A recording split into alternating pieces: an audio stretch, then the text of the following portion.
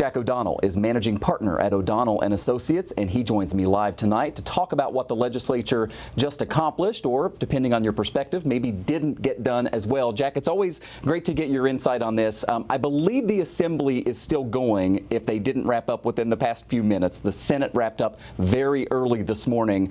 This has been a very interesting session because the budget took so long. It didn't leave a lot of time for other issues. I want to start here by just playing sort of the closing remarks from the top Republican and the top Democrat in the Senate from this morning. Listen.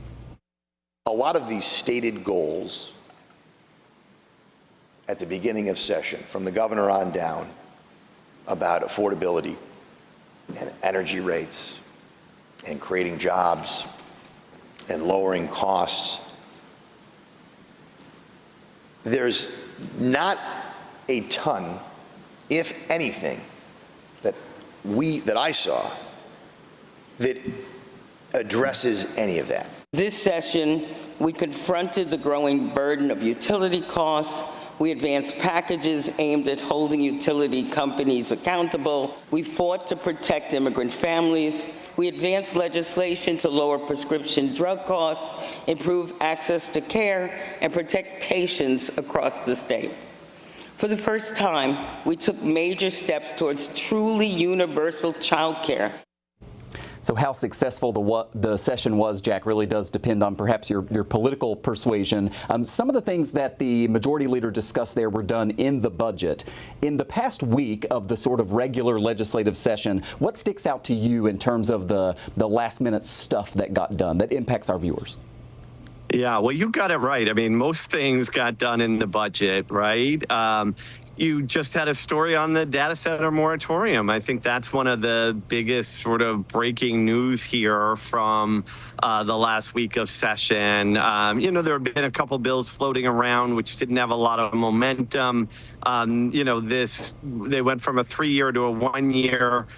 Late on Monday night and then voted on this thing on Thursday and got it done. So again, a big deal depending on your point of view. And then other big parts of this week have been around the future of the state congressional delegation. They passed some constitutional amendment around redistricting, passed one on the judiciary that we saw last year that was vetoed with some tweaks. And then we saw one today that would change the remaining offices into the even years, right? So that would be sheriff and county clerk and some other constitutional offices.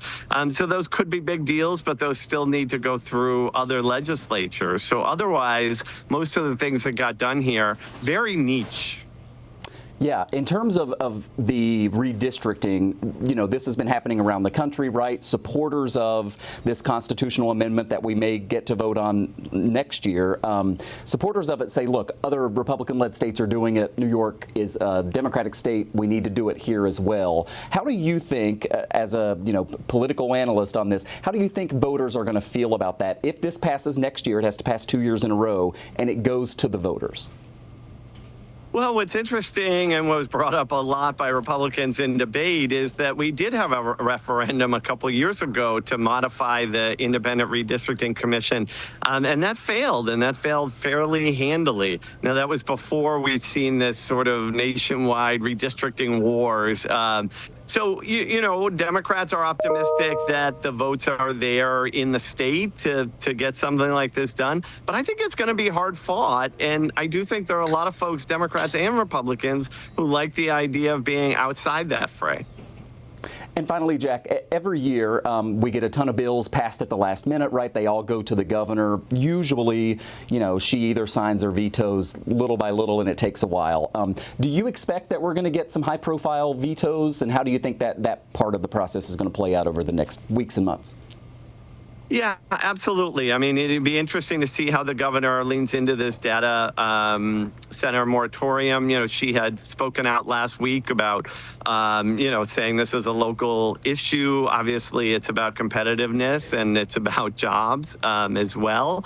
And that's, something that she's really leaned into.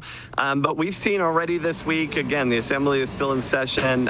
There was something like 600 plus bills that have gone through both houses.